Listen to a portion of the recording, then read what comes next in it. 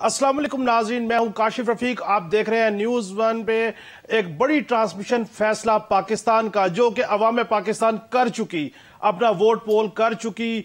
Vote के बाद result आने का सिलसिला जारी है। तक हम ये कह सकते हैं कि 80% नताइज जो है वो आ चुके हैं। कम अज कम जो शेप है वो पता लग रही है, कौन सी सियासी जमात कहां पे खड़ी है, किस सियासी जमात ने कितना मैंडेट लिया, किस सियासी जमात को अवाम ने मैंडेट दिया, किस सियासी जो अकाबरीन थे उनको अवाम ने मैंडेट दिया और किसको उन्होंने मैंडेट नहीं दिया।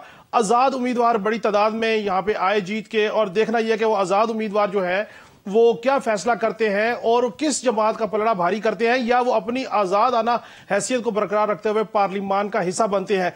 इसमें बात करेंगे। इसके अलावा जो नताइज अब तक आ चुके हैं उस पर भी बात करेंगे, और फिर यह भी बात करेंगे कि जो गुफ्तगू चल रही है शहर इक़्तिदार में बिलखसूस के जो मिनॉरिटी की सीट्स हैं उनका क्या बनेगा, वेमेन की सीट्स हैं उनका क्या बनेगा। फिर नवाज शरीफ साहब ने स्पीच की, उसके ऊपर भी गुफ्तगू करेंगे। एक बड़ा पैनल हमारे साथ मौजूद होगा और आहिस्ता आहिस्ता जो हमारे शरीके गुफ्तगू होते जाएंगे, हमारे मेहमान, हम आपका उनसे तारुफ कराते जाएंगे। इस वक्त इस्लामाबाद स्टूडियो में मेरे साथ मौजूद है हाफिज एहसान खोखर साहब, माहिर कानून है, और इनको मैंने आज स्पेशली इस बात के लिए बुलाया है कि मैं कल से देख रहा था, हम कवर कर रहे थे, आपको भी बता रहे थे कि क्या अजीब मामला है कि हर चीज में नेगेटिविटी को तलाश किया जाता है, हर चीज में नेगेटिविटी को आगे लेके आया जाता है, हर चीज में यह कोशिश की जाती है कि उनका नुक्ता नजर जो है वो अवाम माने और उसके ऊपर अवाम बाहर निकले। और यह सबसे बड़ा जो अलमिया सोशल मीडिया पे डेवलप किया, जिसको तुरा इम्तियाज बना के एक सेट पैटर्न के लिए तौर पर इस्तेमाल किया, वो तहरीक इंसाफ है। बड़ी तकलीफदेह बात है कि जब 5 बजे पोलिंग खत्म हुई, 5 या 10% रिजल्ट आए और 7-8 बजे से ऑनवर्ड सोशल मीडिया ट्रोलिंग होना शुरू हो गई कि फला जीत गया, फला का मैंडेट आ गया, इतनी नशिस्तें मिल गई, ये क्लियर कर गया, ये स्वीप कर गया। जबकि 5 या 10% के रिजल्ट के ऊपर राय बनाना, लोगों को पुल करना, लोगों के अजहान को परगंदा करना, और फिर इस कोशिश में है कि अगर आपका रिजल्ट तब्दील हो जाए या जो सोशल मीडिया में बताया जा रहा है अगर वो मामला हो जाए, तो फिर किस तरीके से आपने उसके ऊपर एजिटेट करना है, और एजिटेशन में उकसाना भी इसमें शामिल है।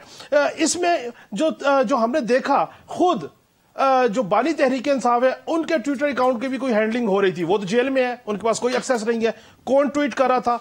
फिर उनके जो पाकिस्तान के अंदर और पाकिस्तान के बाहर बैठे हुए जो ट्रोलिंग कर रहे थे उनका भी मामला है, और उसने इतनी कंफ्यूजन क्रिएट कर दी। इलेक्शन कमीशन कह के थक गया कि आप इंतजार कर लीजिए, हमारे पास रिजल्ट आने दीजिए, कंसोलिडेट रिजल्ट हम आपको इशू करेंगे, और जो आराम से पुरसुकून तरीके से जो पोलिंग हुई उसको ना खराब कीजिए। लेकिन कोई मानने को तैयार नहीं था। इसके ऊपर गुफ्तगू करेंगे। हाफिज एहसान खोखर साहब, आपने भी यकीनी तौर पर यह बात नोट की होगी, 5 या 10% रिजल्ट के ऊपर ट्रेंड बनाना और यह कहना कि स्वीप हो गया, हल्का जीत गया, फला बंदा हल्के से ले गया, फला की ये माइलेज है, फला का ये मैंडेट है, क्या ये एक सोची समझी मजमूम साजिश कह सकते हैं हम इसे, कि जो पुरअमन पोलिंग हुई, जो इलेक्शन पुरअमन हुआ, उसके ऊपर लोगों को एजिटेट के लिए मोबिलाइज करना इसके पीछे एक मुहर्रिक हो सकता है? बिस्मिल्लाहिर्रहमानिर्रहीम। काशिफ भाई, आपका बहुत शुक्रिया कि आपने मौका दिया। पाकिस्तान का जो कॉन्स्टिट्यूशन है उसका आर्टिकल 19 जो है वो बड़ा वाज़ेह है, जिसके अंदर आपको वो फ्रीडम ऑफ एक्सप्रेशन जो है और फ्रीडम ऑफ एसोसिएशन वो देता है, और उसके अंदर वो आपको एज ए फंडामेंटल राइट्स के तौर पे ट्रीट करता है कि आप अपना इजहार राय जो है वो कर लें। लेकिन उसके साथ साथ कुछ लिमिटेशंस भी हैं जो लॉ या कॉन्स्टिट्यूशन हमारे अंदर इम्पोज करता है। अब ये सारी चीजें जब हमारा 73 का कॉन्स्टिट्यूशन बना तो उस वक्त ये फिनोमिना जो था, जो सोशल मीडिया का था, इतना नहीं था। अब ये है कि पिछले अगर आप 5-6 साल का एनालिसिस करके देखें और इसका जो इंट्रोडक्शन जो है सोशल मीडिया की, ये सारी जो साइट्स वगैरह, ये 96-97 से है दुनिया के अंदर इसने स्टार्ट होना शुरू किया, और उसके बाद ये आहिस्ता आहिस्ता बढ़ता है। अगर आप मैं से फिगर शेयर करूं तो आप हैरान होंगे इस चीज के अंदर कि किस हद तक जो है ये मैटर कर रही हैं सारी चीजें। इस वक्त दुनिया के तकरीबन जो है 6 अरब के करीब लोग ऐसे हैं जो इस इंटरनेट प्रोसेस के अंदर जो है वो कनेक्टेड हैं, और पाकिस्तान के अंदर तकरीबन 130 मिलियन लोग ऐसे हैं जो आपके हाथ के अंदर एंड्रॉयड है या आपके हाथ के अंदर जो एक मशीन है उससे वो इंटरेक्ट है। अब उसके अंदर ये है कि चूंकि पहले आपका जो सारा जितना भी था प्रिंट या इलेक्ट्रॉनिक मीडिया के अंदर सर्टेन लेयर्स होते हैं कि कोई चीज अब आप बोलते हैं तो उससे पहले डेफिनेटली उसकी एक वेरिफिकेशन का प्रोसेस आता है, उसके बाद ये एक आप एडिटर होता है, एडिटर से निकलते हुए बात आगे निकल जाती है। बट ये जो एक मामला आया है जिस बात के हाथ की मशीन भी है और जो आपके जी के अंदर आप उसे कहना शुरू कर देते हैं, ये पाकिस्तान के अंदर फिनोमिना जो है वो पिछले 5-7 साल से बहुत इसने जोर पकड़ना शुरू किया। और मैं ये समझता हूं कि इसके अंदर जहां पे दुनिया के अंदर जब ये सारी चीजें आई तो दुनिया के हर मुल्क ने इसके अंदर स्ट्रांग लेजिस्लेशन की, चाहे वो यूनाइटेड स्टेट है, चाहे वो इंग्लैंड है, चाहे वो पाकिस्तान सिंगापुर है, चाहे उसके अलावा मिडल ईस्ट के कंट्रीज हैं, चाइना है। उन्होंने जब ये देखा कि ये एक नया फिनोमिना आया है तो उस फिनोमिना को हमारी मॉडर्न जो लॉज है उनके मुताबिक एड्रेस होना चाहिए और उन्होंने लॉज बनाए। अब हमारे मुल्क के अंदर 2016 के अंदर एक पीका लॉ बनाया गया और उसके अंदर इस चीज को एड्रेस करने की कोशिश की गई। अब 2016 का फिनोमिना देखें और 2024 जिसके अंदर हम फरवरी के अंदर बात कर रहे हैं कि टेक्नोलॉजी किस हद तक आगे जा चुकी है। और उसके अंदर भी जो चीज इंटरेस्टिंगली आपको बताऊं कि हमारे पूरे पीका लॉ जो है, जो पाकिस्तान इलेक्ट्रॉनिक मीडिया ऑर्डिनेंस है, उसके अंदर जो है ना आपके पास फेक न्यूज की कोई डेफिनेशन है और ना ही आपके पास उसके अंदर जो है फॉल्स इंफॉर्मेशन की कोई डेफिनेशन है। लेकिन हाफिज साहब, बानी तहरीक इंसाफ का ट्विटर ट्वीट करता है, पीटीआई का सोशल मीडिया उससे ट्वीट करता है, हैंडलिंग होती है, फिर उसके बाद एक नैरेटिव बनाया जाता है जो बैरून मुल्क बैठे हुए लोग हैं यहां पे भी। और मैं खुद हैरान था, 1 घंटे के बाद ये कहना शुरू कर दिया गया फलां सीट जीत गए, फलां की ये माइलेज, फलां की ये। तो जाती तौर पे मैं समझता हूं कि उस तमाम प्रोसेस को शायद पुश करने के मुताबिक था या उसके ऊपर कोई ऐसी थी कि लोग बाहर निकले, एजिटेट करें ताकि ऐसे लगे कि हम जीत चुके हैं, हमारा मैंडेट कोई चोरी कर रहा है। देखिए काशिफ, मैं उसी की तरफ आपकी तरफ इशारा आने ही लगा था, उस पॉइंट की तरफ जो आप ये जो कल जो सारा कुछ हुआ ये पाकिस्तान के अंदर पहली दफा नहीं हुआ। मैं वो जो आपसे 5-7 साल का एक सीक्वेंस बता रहा था कि पाकिस्तान के अंदर कोई भी बड़ा प्रोसेस आया, अगर आप आज भी आप चले जाएं जो एनालिसिस इसके अंदर है, तो सबसे ज्यादा जो इन्फ्लुएंस करके इस मुल्क के अंदर सुप्रीम कोर्ट को इन्वॉल्व किया गया वो आपका पनामा केस था, कि जिसके अंदर जब वो पनामा वाला पूरी दुनिया के अंदर आया और किस तरह सुप्रीम कोर्ट के जजेस की ट्रॉलिंग की गई, उस वक्त के चीफ जस्टिस की, और उसके बाद फिर उस प्रोसेस को इस तरह उलझाया गया और आगे चलाता गया। फिर आप ये देख लें कि रिसेंटली आपके सामने आएंगे कि जो इस्लामाबाद हाई कोर्ट के चीफ जस्टिस है उनके साथ किस तरह किया गया, फिर जो हमारे सुप्रीम कोर्ट ऑफ पाकिस्तान के चीफ जस्टिस है आप उन्हें देख ले, फिर उसके बाद देख ले कभी इलेक्शन सिंबल वाला मामला था, पूरी दुनिया ने और पूरे मुल्क ने देखा कि 2-3 दिन जो सुप्रीम कोर्ट के अंदर प्रोसीडिंग्स हुई और किस तरह वो एक मिलाइन की कैंपेन जो है वो स्टार्ट की गई। मैं इसके लिए समझता ये हूं कि जो भी अब गवर्नमेंट आए उस चीज के अंदर अब अगले इंशाअल्लाह ताला अगले 2-3 हफ्तों के अंदर आएगी।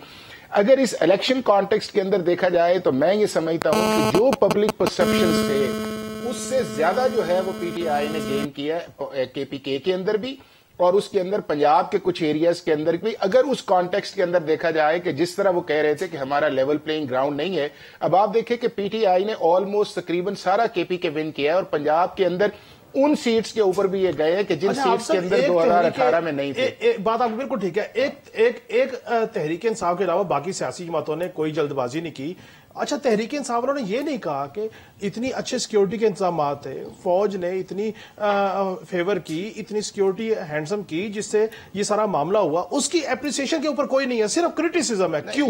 काशिफ, वो ये है ना, मैं आपको बताऊं कि हमने 3 दिन इस पर ट्रांसमिशन की, जब परसों हमने इसके ऊपर ट्रांसमिशन की तो सबसे ज्यादा जोर इस चीज के अंदर दिया गया कि लोगों को अवेयरनेस मिलनी चाहिए कि वोट डालना आपका फंडामेंटल राइट है। और उसके अंदर उसी का एक नतीजा था कि जिसके अंदर पाकिस्तान की वो क्लास, और वो जो क्लास थी जो आपकी 18 से 35 तकरीबन 46% थी, उसको सारे मीडिया ने अट्रैक्ट करने की कोशिश की कि आप आए। अब कल शाम को सारे मीडिया के लोग जब बैठे हुए थे, जिसमें एनालिस्ट भी थे, तो सबने इस चीज पे तारीफ की कि आज पाकिस्तान की हिस्ट्री का सबसे पीसफुल प्रोसेस जो है इलेक्शन का है। दुनिया का 5वां बड़ा आपका इलेक्टोरल कंट्री है, जो डेमोक्रेटिक कंट्री है, जो इलेक्शन प्रोसेस के अंदर गया है। और आप ये देखें कि मुल्क के अंदर हालांकि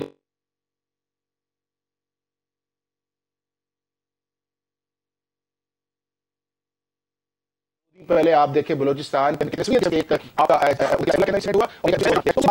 ने कहां से कर दिया। हमने स्टार्ट जो था वो इस मुल्क के अंदर सोशल मीडिया पे करना जी, इंटरनेट पे है। आपको पता है कि इस मुल्क के अंदर सबसे ज्यादा जो आपकी टेररिज्म है उसके अंदर ये मोबाइल डिवाइसेज ही इस्तेमाल होती हैं उस चीज के अंदर। और उसके बाद आप देख लें कि जो इलेक्शन कमीशन का कहा जाता है 8300 के ऊपर तकरीबन 2 करोड़ से ज्यादा लोग थे जिन्होंने 2-3 दिन पहले उसको एक्सेस किया। तो इस नेगेटिव एटीट्यूड को डिस्करेज करने के लिए हमारे लीडर्स का रोल बड़ा इंपॉर्टेंट है और उसके साथ साथ गवर्नमेंट ऑफ पाकिस्तान को इस पर स्ट्रांग लेजिस्लेशन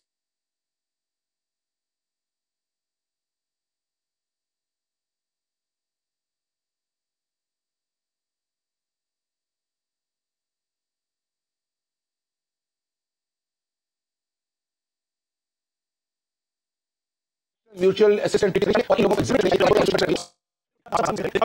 है फैसला पाकिस्तान का। मिलते हैं ब्रेक के बाद।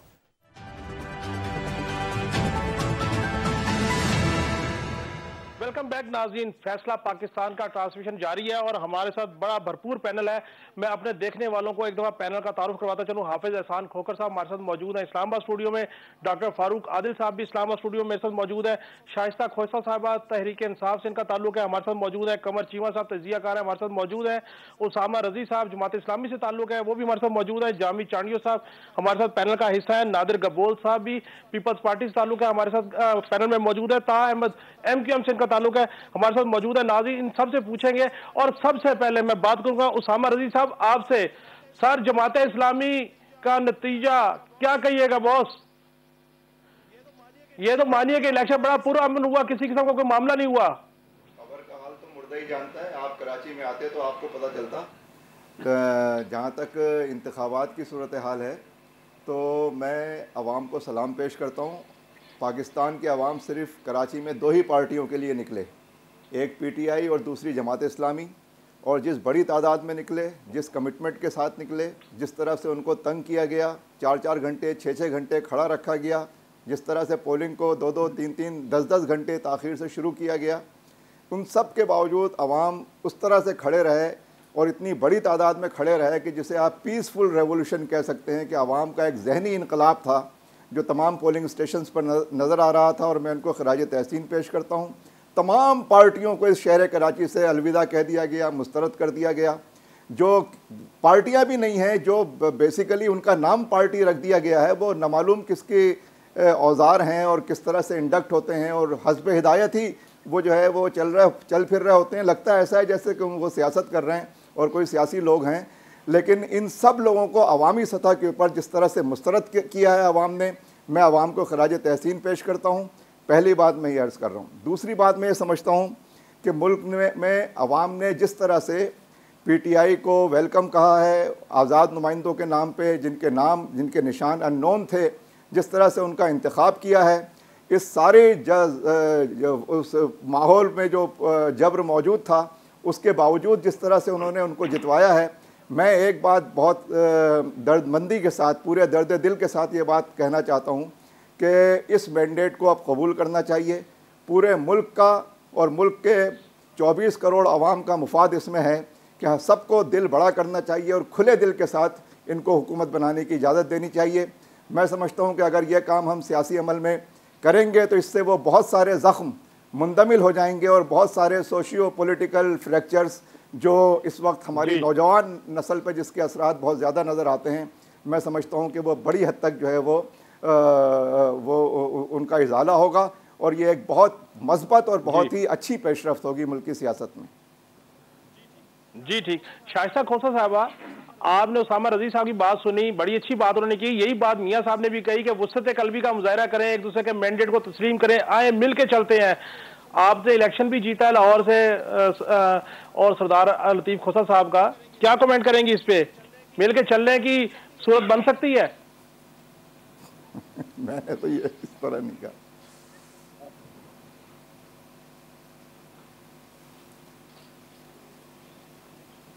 आवाज नहीं आ रही।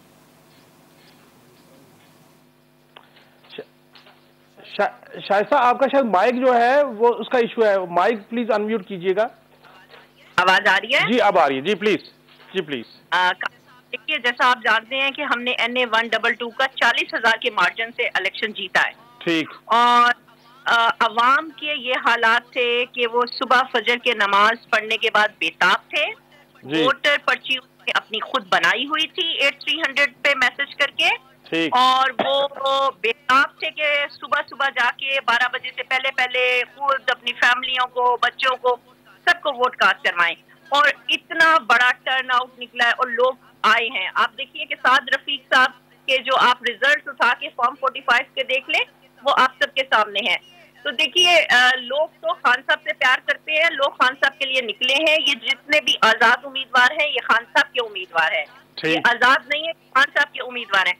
और दूसरी बात, अगर हमारे कैंडिडेट्स को पकड़ धकड़ ना होती, पहले उन पे पर्चे ना होते, उन्हें गिरफ्तार ना किया जाता, तो खुदारा मैं आपके प्लेटफॉर्म के तवस्सुद ये कहती हूँ कि हम क्लीन स्वीप करते। हमें तो इतने मुश्किल हालात में ये इलेक्शन लड़ने के बाद भी इन आजाद ने बड़े बड़े बुर्जों को गिरा दिया। तो अगर हमारे पास बिल्कुल जो है हालात अभी भी कोई शिकवा है खैबर पख्तूनख्वा में? हर चीज आजाद के पास है जी। देखिए सिर्फ केपी के तो नहीं है ना जी, पंजाब भी है ना जी, पंजाब भी है। अगर पंजाब में आपके पास मैंडेट है तो आप जीते हैं, वहां पे अगर कोई मामला होता तो शायद नून लीग का वो गढ़ था, कैसे जीत पाते? नहीं, आप काशिफ मेरी बात को समझिए। मैं आपको ये कह रही हूँ कि वो नून लीग का गढ़ होता था, वो पुरानी बात हो गई। अभी नून का बाहर निकलना मुमकिन नहीं है। अभी वो बाहर निकलते हैं तो उन्हें स्वागत किया जाता है मुख्तलिफ लकाबात से। देखिए अभी उनका बाहर निकलना मुमकिन नहीं है। अभी वो किस तरह उन्होंने सीटें निकाली हैं या क्या है, वो आप उन बातों को छोड़ दीजिए। लेकिन हकीकतन अवाम का सरचश्मा, ताकत का सरचश्मा अवाम, और अवाम जो है वो खान साहब के साथ है। ठीक हो गया। नादिर कबोल साहब, आपको यकीन मेरी आवाज आ रही होगी। सर आपने उसामा रजी साहब की गुफ्तगू भी सुनी, शाइस्ता खोसा साहब की भी गुफ्तगू सुनी। पीपल्स पार्टी ने बड़ा रिजल्ट दिया, 15 साल हुकूमत की, लोग बड़ा क्रिटिसाइज कर रहे थे और सिंगल हैंडेड पीपल्स पार्टी ने इलेक्शन कंटेस्ट किया है, तमाम इत्तेहाद सामने था। सर क्या कमेंट करेंगे इस पे, प्रोसेस पे? जी शुक्र, अल्हम्दुलिल्लाह। वाकई में आवाम जो है वो ताकत का सरचश्मा होती है, और स्पेशली कराची में इस दफ़ा हमने पहले से बेहतर परफॉर्म किया है। सिंध में जो हमारा मैंडेट था वो मेंटेन रहा है। इसका यही मतलब है कि चौथी दफ़ा कंसेक्यूटिवली पूरे पाकिस्तान में किसी भी सूबे के अंदर अगर एक पार्टी को वापस से मुंतखब किया गया है तो वो पाकिस्तान पीपल्स पार्टी है, क्योंकि पाकिस्तान पीपल्स पार्टी ने डिलीवर किया है, चाहे वो हेल्थ केयर में हो, चाहे वो इंफ्रास्ट्रक्चर डेवलपमेंट में हो, चाहे दीगर फील्ड्स हो। और इंशाल्लाह अभी हम ऐसी पोजीशन में हैं वफाक में कि जो इंडिपेंडेंट दोस्त हैं हमारे, जो आसिफ जरदारी साहब के साथ पहले से ही राब्ते में हैं, इंशाल्लाह उनकी मदद से हम एक कोalition गवर्नमेंट बनाने की पोजीशन में है। तो मियाँ साहब के साथ भी बात करेंगे, MQM के दोस्तों के साथ भी बात करेंगे, जिस तरह माजी में भी MQM के दोस्तों को हम साथ लेकर चले हैं। और आने वाली हुकूमत, मुझे पूरी तरह से यकीन है कि बिलावल भुट्टो जरदारी उसमें इंतहाई अहम रोल अदा करेंगे, आसिफ जरदारी साहब अहम रोल अदा करेंगे, बाकी सारे दोस्त इंशाल्लाह ऑन बोर्ड हो गए। और पाकिस्तान की जो इस वक्त रिक्वायरमेंट है, क्योंकि पाकिस्तान इतने क्रूशल और सेंसिटिव फेज में है इकोनॉमिकली, और उसके जितने भी फॉरेन रिलेशंस हैं, जितने भी आपको पता है कि इकोनॉमिक क्राइसिस के अलावा और भी जो हमारे दुश्मन अनासिर बैठे हुए हैं, हमारे पड़ोस में बहुत हमारे दुश्मन बैठे हुए हैं, तो उनको टैकल करने के लिए ज़रूरी है कि हम अपना किला मजबूत करें। किला तभी मजबूत होगा जब तमाम स्टेक होल्डर्स, सिर्फ एक कोई पॉलिटिकल पार्टी नहीं, सारी जो पॉलिटिकल पार्टीज है जो मैंडेट लेकर आई है अपना अपना, पंजाब के अंदर अगर नून लीग ने बरतरी हासिल की है, सिंध के अंदर पीपल्स पार्टी ने, बलूचिस्तान के अंदर एक मिक्स्ड गवर्नमेंट है, और KPK के अंदर अगर इंडिपेंडेंट्स की तादाद सबसे ज़्यादा अक्सरियत में, तो इंडिपेंडेंट सारे दोस्तों को हम ऑन बोर्ड लेकर चलेंगे।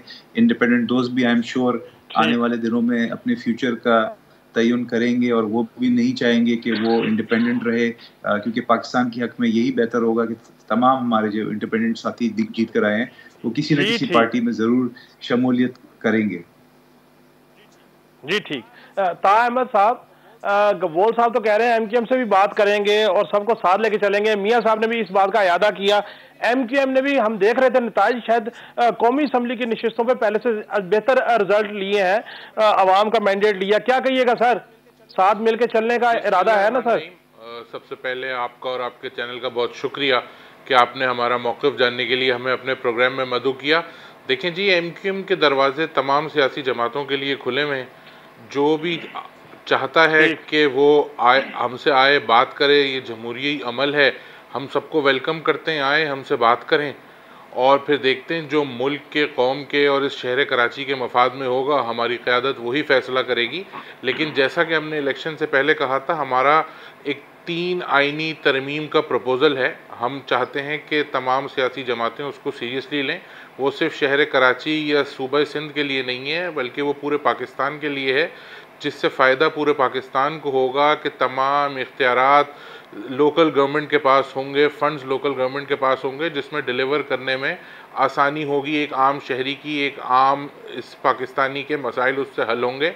तो हम समझते हैं कि ये एक ऐसी बात है कि जिस पे तमाम सियासी जमातें, जो हुब्बुल वतन सियासी जमातें हैं, जैसे तमाम हमारी सियासी जमातें हुब्बुल वतन सियासी जमातें, और तमाम वो लोग जो समझते हैं कि हमें लोगों को डिलीवर करना चाहिए और इस शहर के और इस मुल्क के लोगों के मसाइल हल करने चाहिए, वो इस पे अग्री करेंगे। जी ठीक, जी ठीक। डॉक्टर फारूक आदिल साहब, आपकी तरफ आऊँगा सर।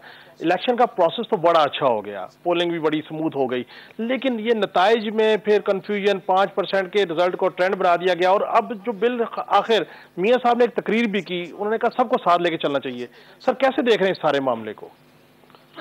अच्छा, ये जो एक है ना, जिस तरह से हम रिजल्ट्स देते हैं, ख़ास तौर पे जो न्यूज़ चैनल्स और प्राइवेट न्यूज़ चैनल जिस अंदाज में देते हैं, अब उनके पास दबाव 2 तरह के होते हैं। एक ये कि हम दूसरों से आगे निकल जाएं, जो यानी हमारे साथ चैनल्स काम करते हैं उनसे जस्ट भर के आगे बाजी ले जाने के चक्कर बाजी ले जाएं। और दूसरा इशू ये होता है कि हम लोग जो कारकुनान होते हैं अंदर बैठे हुए, हमने भी अपनी कारकर्दगी जाहिर करके अपनी यानी एहलियत साबित करनी होती है, और उसके साथ एहलियत के साथ जो पर्क्स होती हैं वो भी आप, ये 2 शायद एलिमेंट्स हैं। लेकिन इसका नुकसान बड़ा खौफनाक है।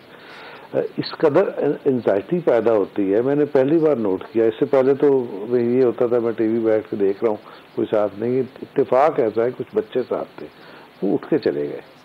ऐसा नहीं है कि उनका सियासत में दिलचस्पी नहीं थी, बल्कि हमारी एक बहू है, वो सपोर्टर पीटीआई की है, वो बैठी रही, उसने वोट दिया, हमारे घर से गई वोट डालने, उसने पीटीआई के उम्मीदवार को वोट दिया।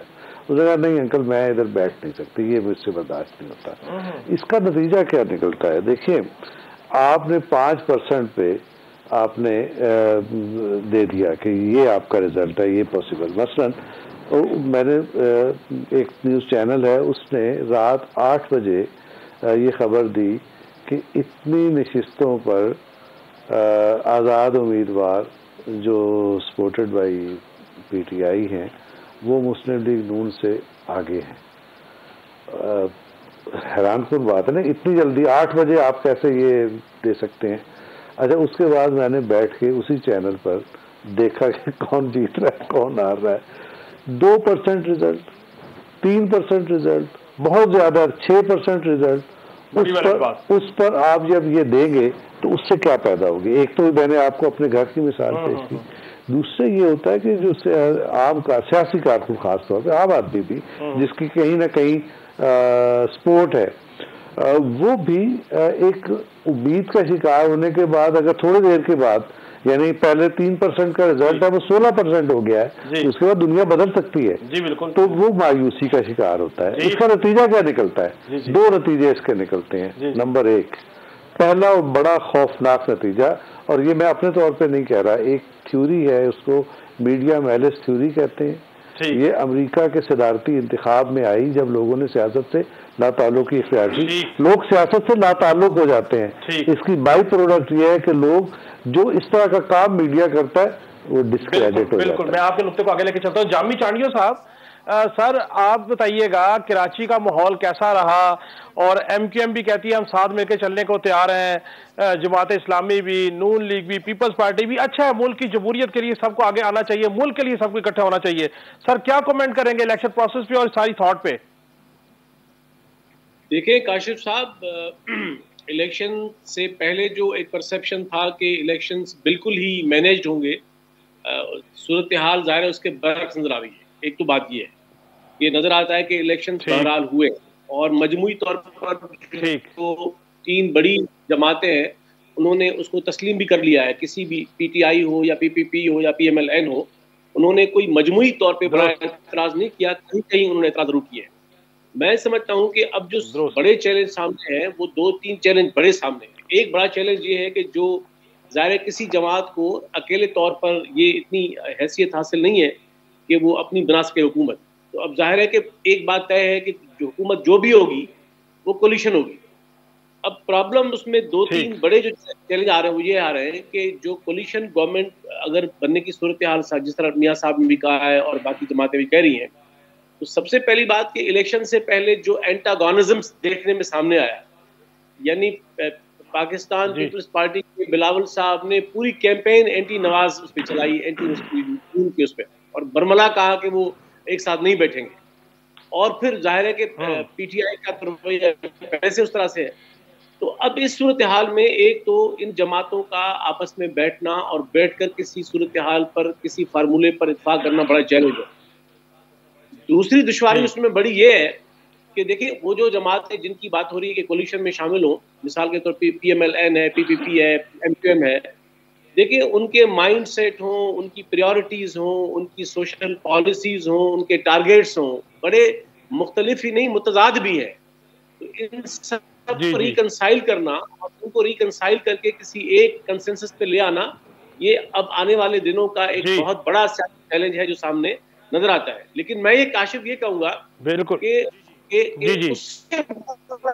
उससे बड़ा जो चैलेंज है वो फर्ज करें कि जो भी हुकूमत बन जाती है वो हुकूमत बनने के बाद का मंजरनामा है कि रियासत जिस सूरत हाल में है, मुल्क जिस सूरत हाल में है, उसमें इस्टेब्लिशमेंट का रोल का सवाल है, सियासी इस्तेहकाम का सवाल है, मईशत का सवाल है, फॉरेन पॉलिसी के आजाद होने का, ये बहुत बड़े बड़ी वैलिड आइन और वफाकियत के तकाजों पर अमल नहीं हो रहा, उन तकाजों पर अमल करने का सवाल है। ये सारे बड़े चैलेंज है। तो मैं समझता हूँ कि ये आपके इन सवालात का जवाब कमर चीमा साहब के पास में चाहता हूँ। कमर चीमा साहब, चांडियो साहब की गुफ्तगू भी आपने सुनी, सर क्या रिस्पॉन्ड कीजिएगा? मैं चीमा साहब, मैं ये गुजारिश कर रहा था कि देखें इलेक्शन हो गए, पुरअमन हो गए, ये अलग टॉपिक है कि किस तरह माइनर से रिजल्ट के ऊपर ट्रेंडिंग की गई, वो एक अलग चीज है। लेकिन बहरहाल अब वुसअत कल्बी का मुजाहरा करना चाहिए, मियाँ साहब ने भी किया कि मिल के आए, हुकूमत बनाए, मुल्क के लिए इकट्ठे चले। कैसे देख रहे हैं सर इस थॉट को आप? देखिए जी, पहली बात तो ये है कि मैं समझता हूं कि PMLN की तरफ से इंतहाई पुअर परफॉर्मेंस थी, जिससे हम बोलते हैं स्ट्रेटेजिक कम्युनिकेशन एक लफ्ज होता है कि इस तरह की सिचुएशन के अंदर आपका जो मीडिया सेल होता है, आपकी जो पार्लिमानी पार्टी है, आपके जो लोग हैं, आपकी जो लीडरशिप है, उनका एक किरदार था। अगर 10% या 15% रिजल्ट आया और आप मॉडल टाउन से घरों की तरफ चले जाते हैं, इसको क्या कहें? इसका आप देखिए, आपने जब गैप छोड़ दिया, उस गैप को मीडिया ने कवर किया, उस गैप को जो है वो पब्लिक ओपिनियन ने, सोशल मीडिया पे ओपिनियन बिल्ड होना शुरू हो गई। मैं समझता हूं कि PMLN का इमेज खराब करने वाला कोई नहीं है, वो खुद है। और जो कल उनका वहां पे से चले जाना, आप बैठे रहते मियाँ साहब, आपको वो नींद आई थी, क्या मसला था? सारे दुनिया जाग रही है, आप भी इलेक्शन देखें और जाते हुए स्टेटमेंट जारी करें। हम तो इंतजार कर रहे हैं इलेक्शन कमीशन के ऊपर बात करें कि वो क्यों नहीं रिजल्ट भेज रहे। तो जारी बात है इस चीज ने शकूक डाले और लोगों के ऊपर एक तासुर बना कि भाई रात को कुछ और था, सुबह कुछ हो गया। हालांकि 2018 में भी ऐसी थी चीजें, इससे पहले भी ऐसे होती रही। लेकिन ये है एक, मैं समझता हूँ PMLN की कमजोरी थी। और दूसरे नंबर पर मैं समझता हूँ कि ये जो बात है कि हमें मूव ऑन करना चाहिए, अभी US स्टेट डिपार्टमेंट की भी एक रिपोर्ट आई है, एक इससे पहले यूरोपियन यूनियन भी कह रही है इरेगुलरिटीज हुई हैं इलेक्शनरिंग प्रोसेस के अंदर, लेकिन we have to move on. और हर मुल्क जो है वो पाकिस्तान की आइंदा आने वाली हुकूमत से मिलकर काम करना चाहता है। जारी बात है तहरीक इंसाफ तो किसी से काम नहीं करना चाहती। मैं नहीं समझता कि इमरान खान साहब जेल में बैठे होंगे और वो किसी अपने को बंदे को कह दें कि तुम पीपल्स पार्टी के साथ इत्तेहाद करके वजीर आजम बन जाओ और मैं अंदर ही रहूं। वो तो आपको पता है अपने से, वो तो किसी ताकतवर बंदे को, वो तो बुजदार जैसे कमजोर बंदे को CM बना देते हैं। अभी भी एक कमजोर बंदे को चेयरमैन लगाया है। तो मेरा ख्याल है सबको मूव ऑन करना चाहिए और अगर PMLN पीपल्स पार्टी में कुछ तय हो जाए तो वो अच्छा है। जी ठीक। हाफिज खान खोखर साहब, पीपल्स पार्टी और नून लीग में तय हो जाए तो अच्छा नहीं है, ताकि मूव ऑन हो? काशिफ, जो अगर जर्नली देखा जाए, जो इस वक्त आपके रिजल्ट्स आए हैं, तो वो 3 पिकट्स के अंदर आए हैं।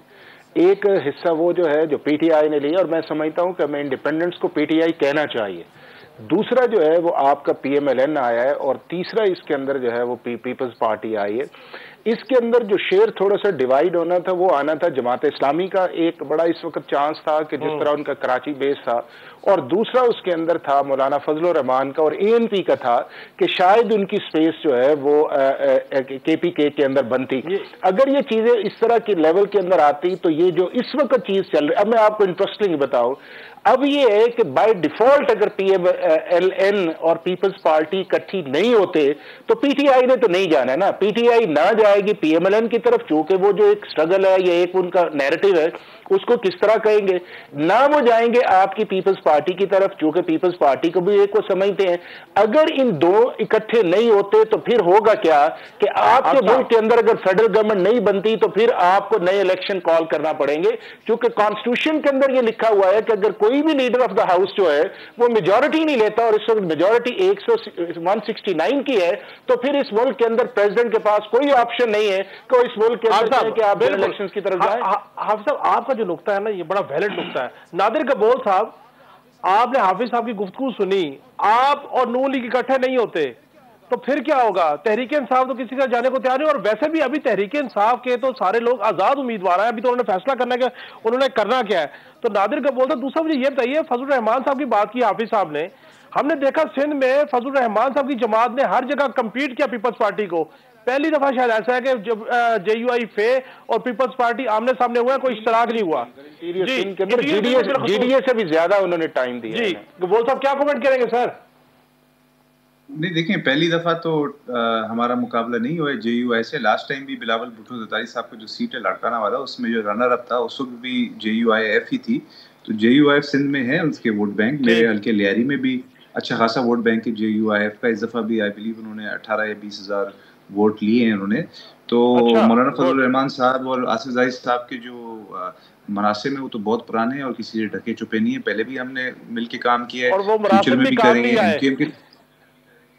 नहीं, वो अभी आएंगे ना काम, अभी जब इंशाल्लाह हुकूमत बनाने जब बिलावल भुट्टो ज़रदारी साहब आगे बढ़ेंगे, पहला कदम रखेंगे as chairman of Pakistan Peoples Party, तो इंशाल्लाह आसिफ ज़रदारी साहब का जो मरासिम है और जो रवाबित हैं और जो उनका एक जो इखलाक है और जिस तरह उन्होंने सब दोस्तों को माजी में साथ लेके चला है, तो इंशाल्लाह फ्यूचर में भी स्पेशली MQM और ये दीगर जो पार्टीज़ हैं, बहुत सारे जो आज़ाद उम्मीदवार हैं। अब आप लोग पता नहीं क्यों, अब मैं TV देख रहा हूँ कल से, पता नहीं क्यों दोस्त सारे अस्यूम कर रहे हैं कि ये सारे के सारे जो आज़ाद उम्मीदवार हैं ये PTI सपोर्टेड। ऐसी बात नहीं है, इनमें से बहुत सारे ऐसे हैं जो वाकई में इंडिपेंडेंट है और पहले भी इंडिपेंडेंट रहे हैं और हो सकता है अभी भी इंडिपेंडेंट रहे, मगर किसी न किसी एक पार्टी की तरफ उनका। कबोल साहब, कितने लोग पीपल्स पार्टी के साथ राब्ते में हैं जो शामिल हो जाएंगे, उनको फिगर ही दे दें सर हमें। देखें, ये तो जो कहते हैं ना कि पिक्चर क्लियर हो जाएगी इंशाल्लाह, ये इसी संडे तक मुझे उम्मीद है कि संडे तक बहुत अच्छी एक वाज़ेह पिक्चर आप सबके सामने आ जाएगी और ज़्यादातर दोस्त मुझे लगता है वो पीपल्स पार्टी का चुनाव करेंगे, क्योंकि हमेशा आसिफ ज़रदारी साहब ही हैं जिन्होंने लोगों की इज्जत को संभाला है। जो भी इनके पास आए हैं दोस्त, उनको उन्होंने अच्छी तरह रखा है और किसी को खफा नहीं है। वो एक बड़ा मशहूर आसिफ ज़रदारी साहब का एक कहना भी है ना कि ऐसा दिल रखते ही नहीं जो तोड़ें। इसका मकसद यही है कि कोई आसिफ ज़रदारी साहब कोई लोगों को गलत फहमी नहीं देते या कोई झूठे वादे नहीं करते, पक्की बात करते हैं, सीधी बात करते हैं और जो बात करते हैं उस पर हमेशा उतरते हैं। तो ये सारे जो दोस्त हैं, इंडिपेंडेंट भी हो गए और बाकी जो पार्टीज हैं, मैं किसी एक को ना सिंगल आउट कर रहा हूँ ना किसी एक को इंक्लूड कर रहा हूँ, तमाम ऑप्शन इस वक्त ओपन है। ये बहुत इनिशियल स्टेजेस हैं इस वक्त अभी। सारे गबोल साहब इसमें भी कमेंट, गबोल साहब इसमें भी कमेंट कीजिएगा कि चेयरमैन और शरीक चेयरमैन पीपल्स पार्टी लाहौर पहुंचे हुए हैं, कोई शुनीद है शहबाज शरीफ साहब से मुलाकात की, कोई आगे बात चलने की, या ऐसी कोई इतला नहीं है? देखें, अभी कोई ऑफिशियल तो स्केड्यूल्ड नहीं है मीटिंग, बट बिल्कुल हो सकती है। अगर जाहिर सी बात है क्योंकि गवर्नमेंट फॉर्म करनी है और इसको ज़्यादा डिले नहीं कर सकते। बिलावल भुट्टो ज़रदारी साहब तो वो लीडर हैं जो सबसे ज़्यादा पुश कर रहे थे इलेक्शंस के लिए, सबसे ज़्यादा जो जल्दी थी वो पीपल्स पार्टी को ही थी इलेक्शंस की। तो इसी वजह से मुझे यही लग रहा है कि पहल भी इस वक्त पीपल्स पार्टी ही करेगी गवर्नमेंट फॉर्म करने के लिए। और इंशाल्लाह मुझे उम्मीद है कि संडे या मंडे तक खुशखबरी होगी पाकिस्तान के लिए और पाकिस्तान की स्टेबिलिटी के लिए और नेक्स्ट फेज ऑफ पाकिस्तान के लिए अगले 5 साल के लिए एक रोड मैप इंशाल्लाह ले करेंगे कि पाकिस्तान के लिए क्या इकोनॉमिक स्टेबिलिटी सबसे इम्पोर्टेंट है, टेररिज्म को कॉम्बैट करना सबसे ज़्यादा इम्पोर्टेंट ये इश्यूज़ हैं। इन चीज़ों को डील करके फिर बाकी इंशाल्लाह डेवलपमेंट और आवाम की रिलीफ की भी बहुत हाई प्रायोरिटी है। आवाम इस वक्त बहुत ज़्यादा परेशान है, आवाम को हमने रिलीफ देना है। बिलावल भुट्टो ज़रदारी साहब का जो 10 पॉइंट एजेंडा था उस पर काम इंशाल्लाह फ़ौरन शुरू करेंगे। जी ठीक। उसामा रज़ी साहब, पीपल्स पार्टी वाले कह रहे हैं हम तो ऐसा दिल ही नहीं रखते जो टूटे या तोड़ा जाए, तो सर जमात इस्लामी भी पीपल्स पार्टी के साथ मिल के चलने को तैयार है कराची की हद तक, सिंध की हद तक? आपके दिल के न टूटने पे मैं समझा कि पत्थर का दिल रखते हैं, जिसे कोई तोड़ना चाहे भी तो वो टूटता नहीं है। लेकिन मैं तो ये बात कह रहा हूँ कि यहाँ सारे ही पत्थर दिल हैं, पत्थर दिलों का कब्ज़ा है इस पूरे मुल्क पर, और इन पत्थर दिलों के नज़दीक इससे कोई गरज नहीं है कि इस मुल्क का जो सबसे बड़ा शहर है और जो इस मुल्क की सियासी और माशी शहरग है उसके साथ इन्होंने क्या हशर किया है। तो इसलिए इस पूरी सूरत हाल में मैंने पहले भी आपसे अर्ज़ किया था कि कराची वाले दो बड़ी पार्टियों के लिए इस मुल्क में कराची में निकले थे, उसमें एक PTI और दूसरी जमात इस्लामी, और उसके अलावा किसी तीसरे की कोई गुंजाइश नहीं थी।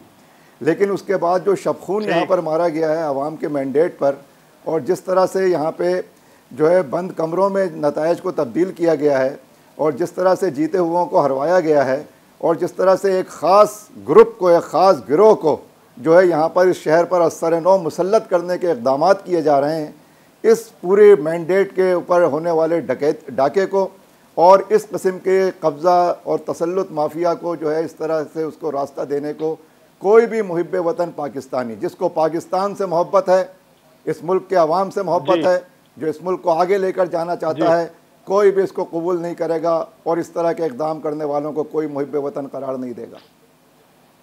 बदतरीन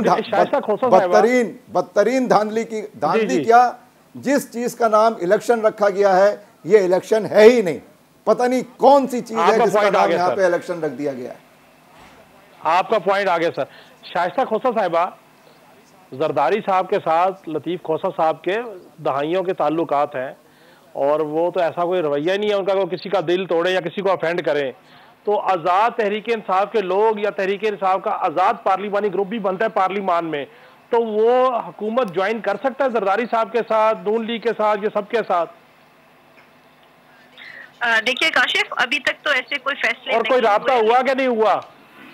नहीं, लेकिन आइंदा 48 घंटों में बहुत सारी तब्दीलियां आएंगी, और सियासतदानों के जो दरवाजे हैं वो कभी किसी के लिए बंद नहीं होते, और इंशाल्लाह हम पार्लिमान की सियासत कर रहे हैं, पार्लिमान की सियासत करेंगे, और पार्लिमान जो है वो सबसे आला है, अफजल है।